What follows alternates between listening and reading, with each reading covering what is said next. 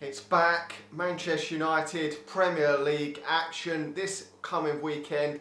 Manchester United taking on Chelsea. I'm really looking forward to the game, even though there is so much negativity surrounding Manchester United. There really is. I mean, Jesus Christ, the transfer window has been poor. It hasn't been good enough for Manchester United, but you've just got to see where Manchester United go when they kick off the Premier League season. That's all we can do. I mean, we can moan and groan about it, but we've just got to let it go because it's gone now. We haven't brought in the adequate players we need to take us to that next level, and I think it is going to be a very, very difficult season for Manchester United. I really do. I think if we can do the same as last season, I think that would be. I would be surprised, put it that way, if Manchester United can get in that top six again this season. I think that this team has probably gone backwards than it was last season, which is difficult to take, but just got to look forward to watching Manchester United play again and just see what happens in the road ahead. Could we have some shocks? Could Manchester United shock everyone this season? I'm not expecting it, but I just hope for it. So we go into this first game and there's so many question marks to ask over Ollie and his team.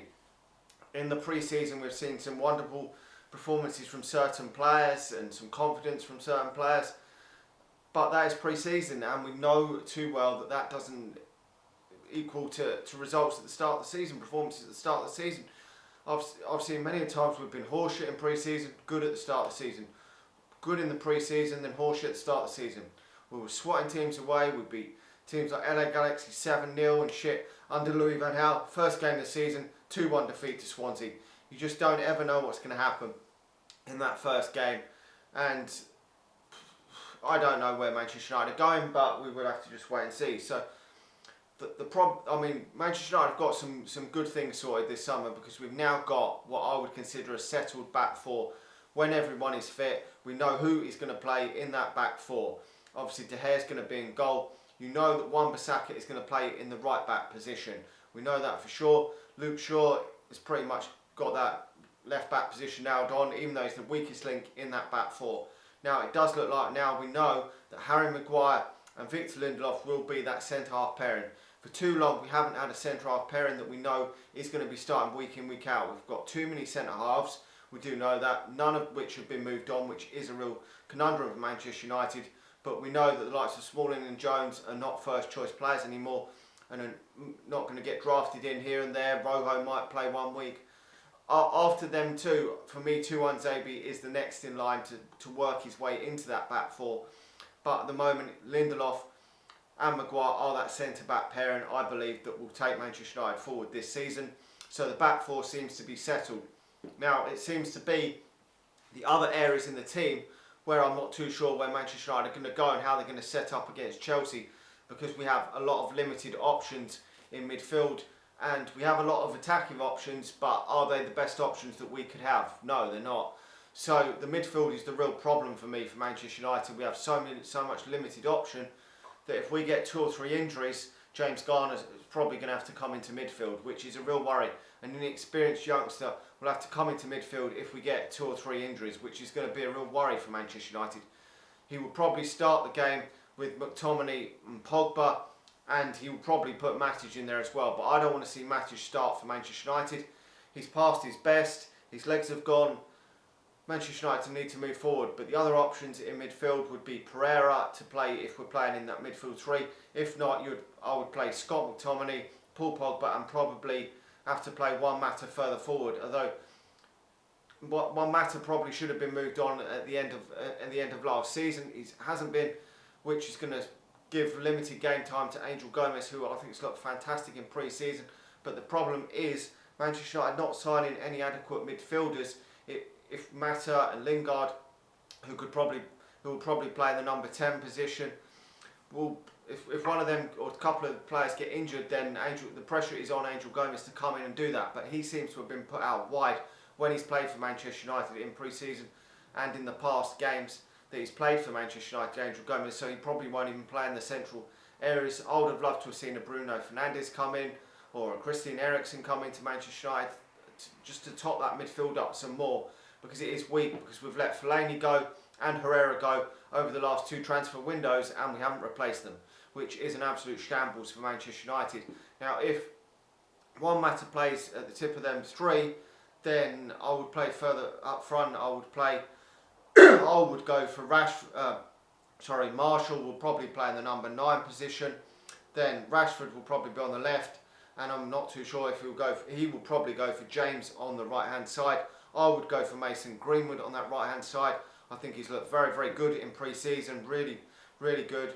Scored two good goals for Manchester United, and I don't think anyone else in pre-season has staked their claim in that position like Mason Greenwood. I really don't. Sanchez has only played about 60 odd minutes against Blackburn's under 23 side, so you can't really put him straight back into the team. I think that Mason Greenwood's better than Jesse Lingard. I really do, and I don't think Jesse Lingard should be playing out in that wider area anyway. I think he should be playing more central. So I would definitely go for Mason Greenwood out there. Whether he's got the balls to do it, we will have to wait and see. He did give him his first start at Manchester United against Cardiff on the last day of the season. I mean, Chelsea have got all sorts of problems themselves because they've had a transfer ban. They did manage to sign Christian Pulisic in January, which I think was the player that was brought in to take the squad place of Eden Hazard. Not the same player, but he brought in to replace him in the squad, so they didn't have that problem in the summer. They've also lost David Luiz today, which is for me a massive blow for them, but I think Kurt Zuma's come back, so they've got another body in there, but they've also lost Gary Cahill, so their defence might be a bit weaker as well. Gary Cahill wasn't playing a lot of games, but you need bodies in there when you get injuries and whatnot. And I think Frank Lampard's probably going to utilise a lot more youngsters this season, the likes of Mason Mount. Hudson-Odoi will probably get a lot of game time for Chelsea this season, and maybe Tammy Abraham. Them sort of players will look to get a lot of game time for Chelsea this season with their transfer ban, and he's under massive pressure as well. Nowhere near though as much pressure as Ole Gunnar Solskjaer, because he will probably see the season out. Whereas if things go tits up for Manchester United, you could see Ole Gunnar Solskjaer going pretty damn quick, but I can't see that the same for Frank Lampard. I think he will get given time, and to be honest, Chelsea would be looking to come out of this game with a positive result. Getting a draw at Old Trafford would be a positive result for them, but the pressure's more on Manchester United because we've got to go out there and try and win this game being at home, and it's going to be difficult for Manchester United to do that. I'm not too sure what back four Chelsea are going to go with. I'm really not. I haven't watched any of their pre-season games, so I don't know. I think they've scored quite a few goals in pre-season, but they've still got dangerous players. I would expect Olivier Giroud to probably lead the line for Chelsea in this one. Abraham will probably be along the substitutes. Didn't do quite so well when he was at Swansea on loan in the Premier League, but will be with a better team this time around. But Giroud is no mug, a very experienced striker, won the World Cup leading the line for France, so he's very experienced and could cause Manchester United problems. They've still got the likes of Willian, obviously Pulisic, Pedro, Ross Barkley, I believe, has been playing quite well in the pre-season, so they've got players that can score goals, hurt Manchester United as well. And for Manchester United, it's going to be a worry of how Manchester United can cope with Chelsea and put Chelsea to the sword, because I'm not too confident on Manchester United's forward players getting in behind and causing Chelsea a lot of problems, but hopefully we can. We've both got problems in this game, but I think this game the points are going to be shared in this one.